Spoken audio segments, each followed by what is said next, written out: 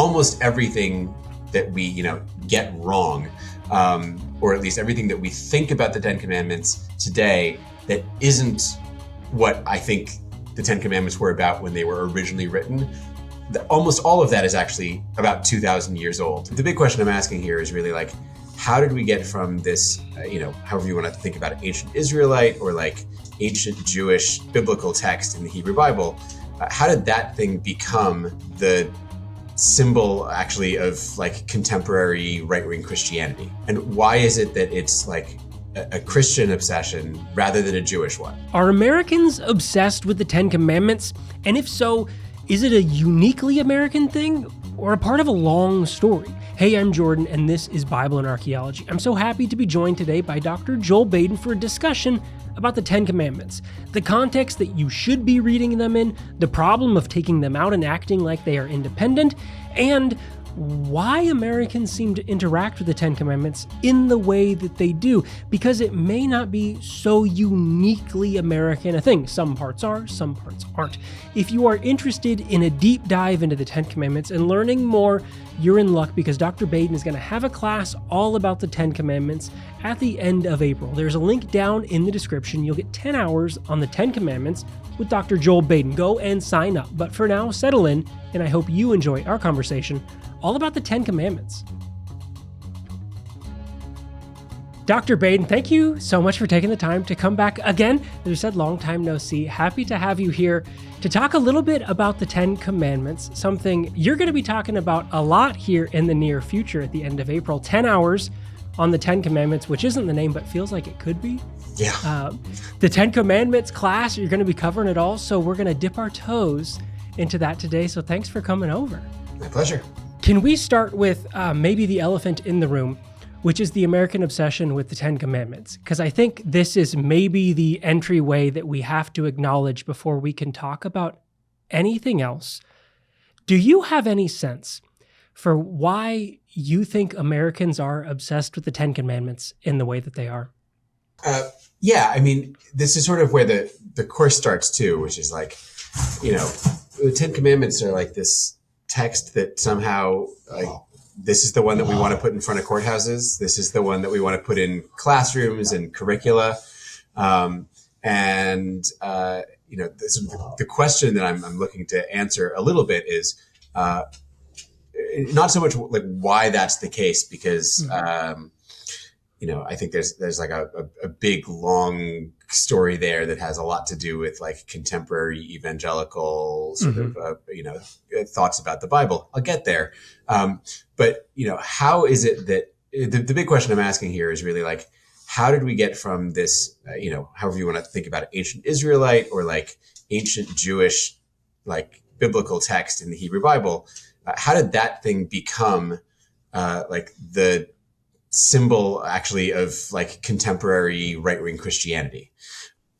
And why is it that it's like a Christian obsession rather than a Jewish one, say? Yeah. Part of the story is like, part of the story has to do with, a very sort of modern Bible-centric, like Christian movement. All the stuff you see out there, like phrases like biblical worldview, and these notions of like, we're upholding the Bible, of course, colored in Christianity by the fact that, not the whole Bible, like not all the laws, just these laws. And that, right. And that like selectivity, right. The notion that like these 10 are the laws that matter and the other laws that like Jews follow really don't, right? That, of course, isn't modern. That's nearly 2,000 years old. And actually, not just that, but basically almost everything that we, get wrong, or at least everything that we think about the Ten Commandments today that isn't what I think the Ten Commandments were about when they were originally written. Almost all of that is actually about 2,000 years old in terms of like interpretation. And so, the class is going to be looking at like all these different facets of this text, its history, who wrote it, when it was written, why it was written, what its like what it was, what its function was, both in the real world and in the text, like how important it was, and of course, like what's actually in it and what those words mean. We're like 2,000 years deep into a bunch of, I don't want to say misunderstandings, but just like interpretations that are different from what any of those things would have been, in ancient Israel when the text was written. When you're looking at that question of how we came here, do you see that 2,000-year cycle as fairly constant, or are there real like jumps and starts and movements in direction along this path of misunderstanding or shifting our understanding, or however you want to frame that? Because that is such a long scope to look at for the how.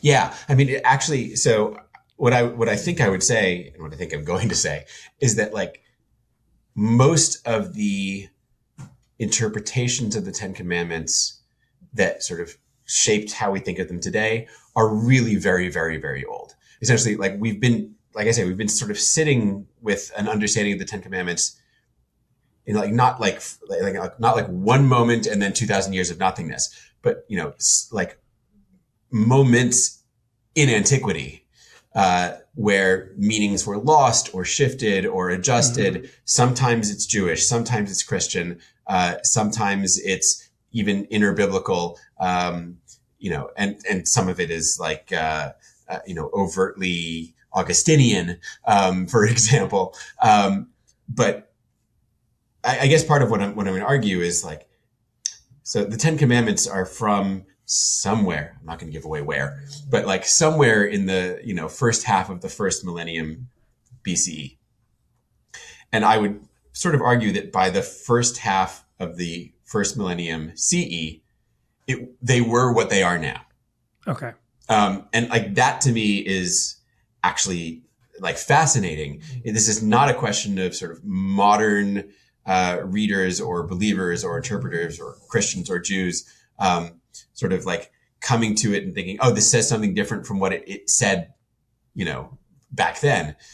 It's just picking up on and really sort of like adhering to an old set of readings and understandings, and exploring like how and why those shifts happened. And they happened again at like various times in antiquity. Sometimes it was historical, sometimes it was theological, sometimes it was, about Judaism, sometimes about Christianity.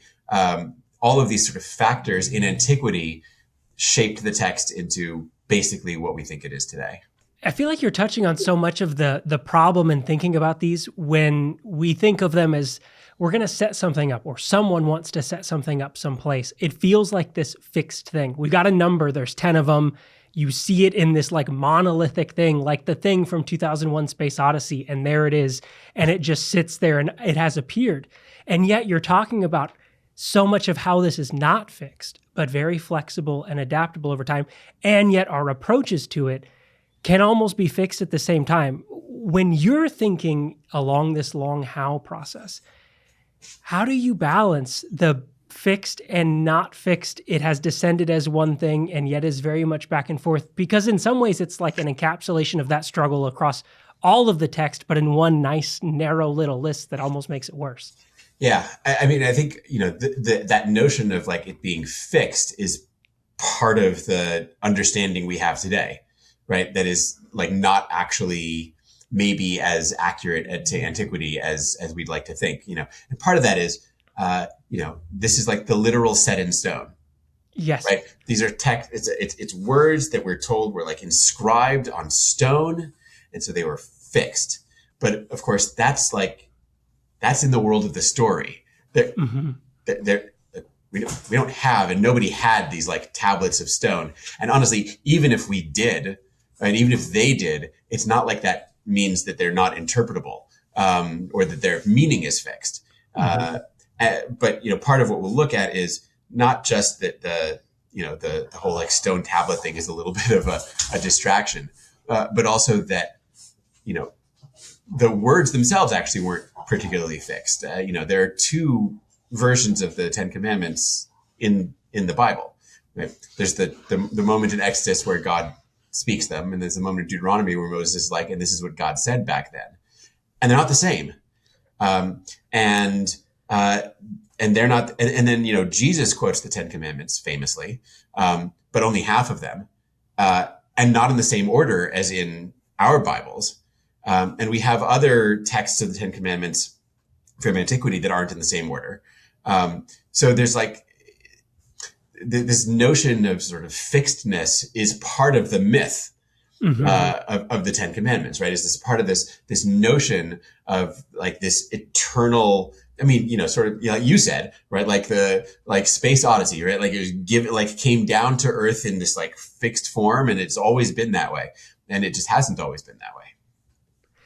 In the moments that you're talking about here where they show up, the different storylines that the Ten Commandments or a version of them appear in, as you're noting, differ so wildly. And yet I think when we talk about the Ten Commandments, it usually happens completely removed of any narrative context around them, like they are just a world of themselves. When you try to plug people back into considering the commandments within the narratives, does it create discomfort? Because I think this idea of like we want them to be a fixed thing, suddenly narrativizing it makes it so radically different. Yeah, I mean, we're obviously going to talk about that. I don't know whether it causes discomfort. I'll find out, from people's questions afterward. But the narrative matters. And the thing is, we know the narrative matters in a few ways, right? The like Augustinian ancient Christian claim that like these are the only laws that really matter, and all the rest of the laws we can do without is not like separable from the story, right? Because that's really grounded in the notion in the story that God spoke these words directly to the Israelites, right? These are the only laws that weren't mediated by Moses. So like that part of the story is part of the story, right? It's part of the Ten Commandments, like as a concept. But when you really get into what's going on actually in the biblical narratives, plural, right? The one in Exodus and the one in Deuteronomy, actually only one of them says that God spoke them directly to the people. And like, that's going to, I just gave it away, but that's going to freak people out, right? Like or at least it should give people some pause, right? Like, how did we get to thinking that when it only appears in one place? This is a little bit then a story about, like how some versions of narratives become dominant and others and others fall away. But the idea of like resituating them in their story also obviously helps us answer the question of, for the texts that give us this thing, fixed or not, what do they think it was doing? Like, what was the point of it? Because as you say, once you sort of pull it out and say, these are like the 10 most important, the only like relevant laws, you're not thinking about, why they were, just that they are.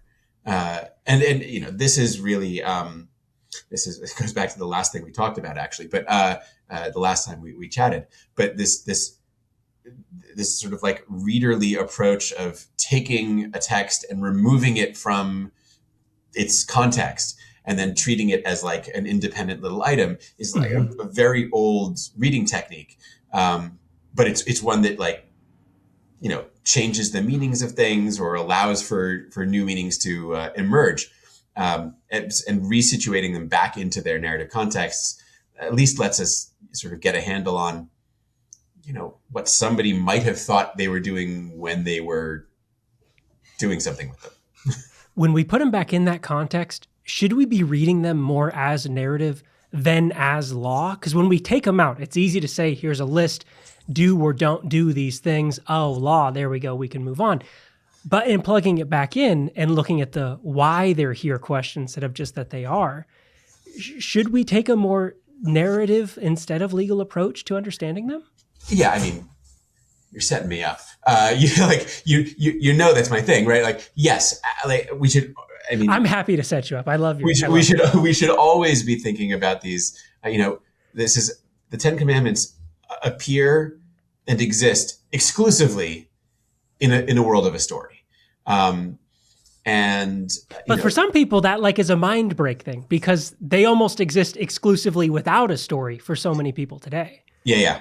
And this is part of the you can hardly imagine taking almost any other biblical chunk and being like, I'm going to put that on a monument. That's its own thing.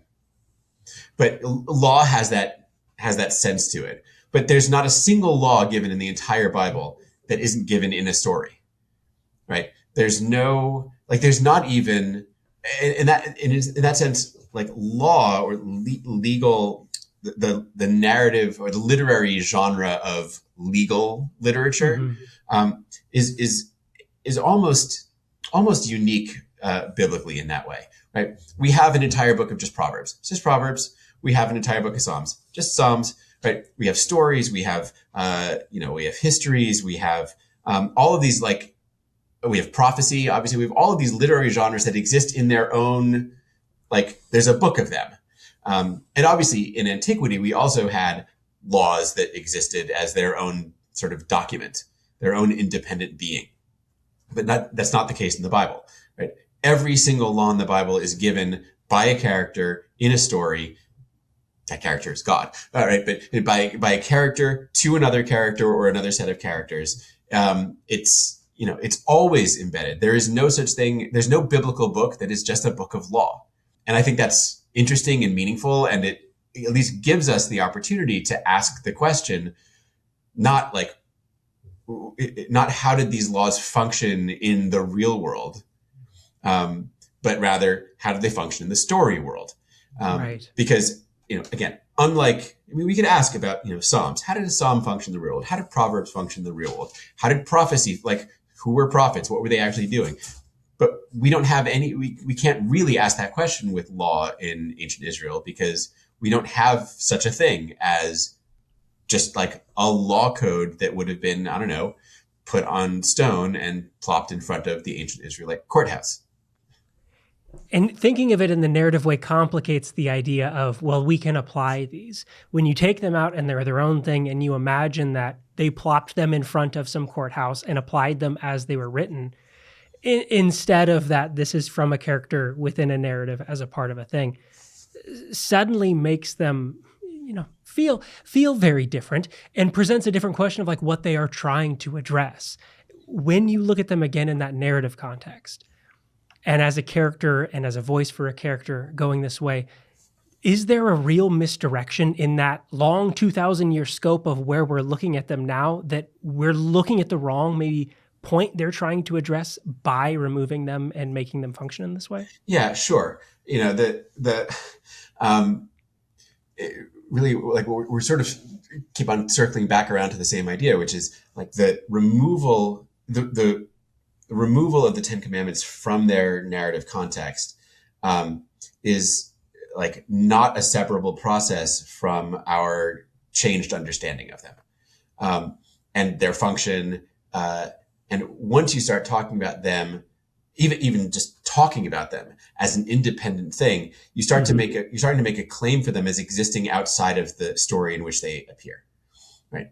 And this is I do this all the time, and I kind of hate to do it, but if anyone today were to write a story set in antiquity in which laws appeared, would we ask would we be talking about those laws as their own thing, or would we be talking about in the story what were they for, and what were they doing, and who will listen to them, and what did they mean? So recontextualizing them sort of gives us space to think about them not as what they have become, but as what they authentically originally were, right? Which is an object in a story. I want to come back to the starting question, the American obsession, because in thinking about how they've been removed and what they were, from my approach, obviously, if you're experiencing the Ten Commandments in this removed context in America, it feels like something that might be uniquely American, or in some ways, the certain expressions of it might be particularly American or American evangelical or whatever it is out of that. But as you're talking about this longer history, is it really a uniquely American thing in the way we might be seeing it expressed now, or you might be knowing it in a news story now that is put it in a schoolroom or put it in front of a courthouse? Or is that a longer part of this continued cycle of people taking it out and doing it, and different expressions of it, but a similar type of concern or mistaken addressee in it? Yeah, it's interesting. I mean, I don't know that there's any like pre or non-American, equivalent to the like, oh, we should make a statue of these things, right? And like put it out there publicly as a symbol of our belief system. Not in that material way. Certainly, they get pulled out and used symbolically. I mean, you can see it in art, right? Like the famous Rembrandt, which I think is probably the art that's being used for the for the course, is like the Rembrandt portrait of Moses holding the Ten Commandments. So like they get pulled out and sort of held up, yeah, in various ways over time, but I'm not sure that we. Not Calvin, Luther, right, makes, Luther's little catechism, which is like, Protestantism for kids, basically like starts with, here's the Ten Commandments, right? So this notion that they are this fundamental basis of a particularly Christian identity and life is not contemporary, but the sort of the monumentality of it, the desire to use it as a symbol, is I think pretty inextricably linked in contemporary American culture to desires for like really like publicly stating something, saying something about what we as a country are. Obviously it can't be separated from this notion of like America as a Christian nation, right? That's all in the background of what's going on in America today. But similar things were going on, again, in terms of like taking them as fundamental, as foundational for identity and for religious belief. That's been going on for a long time. And again, that's, I think it does go back to Augustine at the very, at least back to Augustine, who very openly is just like, like the biblical, we shouldn't ignore the biblical laws, but especially the Ten Commandments, right? Those are great, except for the one. The nine commandments are awesome for Augustine, and then there's one that's not so good. When we're talking about them as being set up, in some ways it feels like past work that you've done in talking about the way certain expressions of Christianity have sought to use artifacts, biblical artifacts, in holding up this thing. And the Ten Commandments feel like that same type of point where we don't maybe have the things, and yet those representations of them that we can make stand in as a helpful pseudo artifact that we can roll out or put in certain places to marshal those same arguments. And we don't have to deal with the, well, where did you get it from and who did you buy it from problems, and just say same solution, but a different presentation. Yeah, it's funny that like the artifact thing really gets at the materiality of the Ten Commandments, which is an issue that's isn't unique, as I sort of suggested earlier, among biblical texts. There are virtually no other. I mean, there are plenty of like, especially laws in the Bible that are said to have been written down, right, but not written down in stone. And like that part of the story, that notion that this of all things in the entire Bible, New Testament included, was monumental back then being in the world of the story, I think very much is part of its sort of like monumentality today. And again, I kind of assume that underlying this, I don't know if anyone would say it, is a notion that there must really have at some point been a stone, like tablets of the Ten Commandments that existed in the real world. Such that we can, as you said, sort of like make a replica of them that would contain some of the same kind of like numinous power that a physical object would have. Of course, there's like no evidence. In fact, I think there's no reason to even be looking for evidence that there ever was like stone monumental Ten Commandments in the real world at any time, honestly, before like in front of courthouses today. Before you can go and find a bunch of versions of them now that have been popped up all over the place. Yeah, I mean, there are like there are texts with them on them, but not this sort of monumental thing. That's, to my knowledge, at least, that's reasonably new. Well, if you're interested in diving deeper into this 2,000 plus year story here that Joel's going to be talking about, you're in luck. There's a link down in the description. April 19th through 23rd, you can go join 10 hours on the 10 Commandments with Dr. Joel Baden and walk through a lot of the little teases that you got here. So if you are interested in learning more, go and sign up. Again, link down below. Joel, thank you so much for taking the time to tease out some of this. I always love getting to poke you to talk about the story and the context of things. So anytime you have the time, I'm happy to. Good. Pleasure, as always.